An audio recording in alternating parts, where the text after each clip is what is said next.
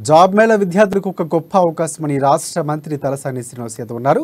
America Telugu association ఆధ్వర్యంలో బొగ్గులకుంటలోని Majestic కాలేజీలో mega job మేళాను మంత్రి తలసాని ప్రారంభించారు. చదువుకు తగిన జాబ్ చేసినప్పుడే విద్యార్థులకు తల్లిదండ్రులకు మరింత గౌరవం చెప్పారు. ప్రభుత్వ ప్రైవేటు రంగాల్లో అనేక మందికి తెలంగాణ ప్రభుత్వం ఉద్యోగాలు కల్పించిందని చెప్పారు.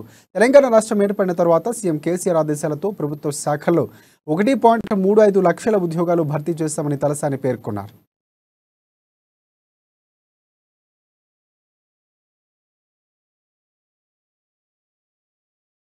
జిల్లాకు ఒక మెడికల్ కాలేజ్, నీకు డిగ్రీ కాలేజీలు వచ్చినాయి, ఇంజనీరింగ్ కాలేజీలు వచ్చినాయి.